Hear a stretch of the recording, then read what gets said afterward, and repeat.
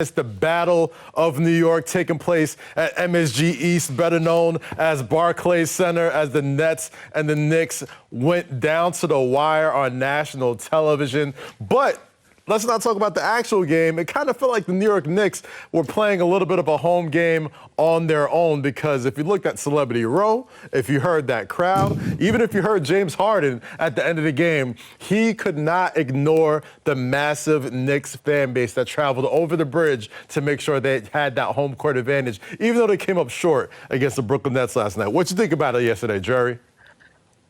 Yeah, that part certainly was confusing. You know, the Nets not wearing home whites, the crowd cheering louder for the Knicks. You definitely points were like, wait a minute, where are we? What's happening?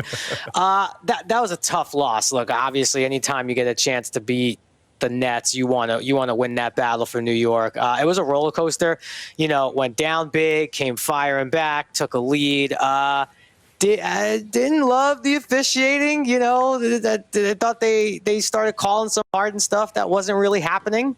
Like, I thought we were going to do that this year, but look, it was a great game. I'm super bummed about it, but we will meet again, Brooklyn Nets, that's for sure. Jerry, I was told by AppleCare that the foul hunting that James Harden has made a career off of was going to be a thing of the past, but I'm not going to complain about referees anymore. I'm moving on to something just only slightly more depressing, and that is the New York Giants situation. Daniel Jones is expected to miss this week's game, and I've been following you on Twitter, Jerry. We've been following each other for a long time, and you got a Doc Brown sort of like mad scientist way of a possibility where the Giants could still possibly make the playoffs in the NFC East. So break this down for me, even with the possibility of Daniel Jones not playing this weekend.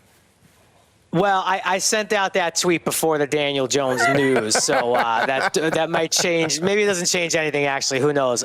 Look, I made a case, and it's a long shot, but all you ever want to do is make the case, right? With the 6 games remaining and the teams that are in front of them, it's the Vikings, it's the Falcons, it's Washington, and it's the Eagles. It would have been nice if Washington lost against Seattle, but with their remaining games versus the Vikings, Falcons remaining games, yeah, 4-2 would certainly be amazing. 5-1, I think, gets it done. 4-2 gives you a pretty decent chance, because the Vikings and Falcons have some pretty gritty schedules. So it really does start this week with the Dolphins, but then we got the Eagles again, we got Washington again, we got Dallas again. So there is a path to the playoffs, although it is a long shot, and the Daniel Jones news hurts it. Well, when you wish upon a star, Jerry, anything could happen. So who knows? The NFC East, we've seen crazy things happen in division, so I'm not going to poo-poo all over the take. There's still a possibility. But speaking of those New York Giants and speaking of football in New York City, producers, hit me with the graphic real quick, because 12 weeks in to the NFL season, this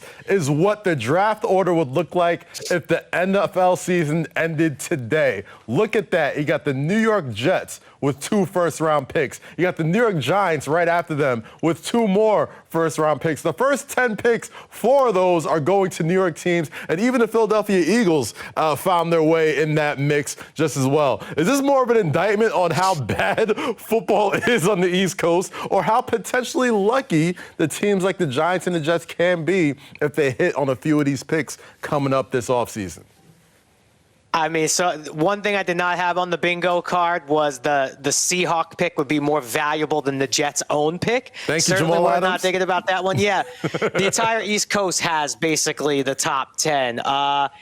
And that's the thing. You're in a really interesting place now if you're the Giants, right? We were just talking about making the case for the playoffs, and I know that, especially under Joe Judge, that's what the team's going to do. But, you know, and there's no standout quarterback or true, you know, I know who the top 3 picks are this year, so I guess this is the year to go for the playoffs. But yeah, back-to-back top 5 or 6 picks. I don't think that's ever come close to happening for the Giants. So it's gonna be a great draft. That one should be in New York, but it's not, right? I don't even know. Of all the drafts, right? You would think that this one would be in New York, but I mean, who are we to say? Who are we to say?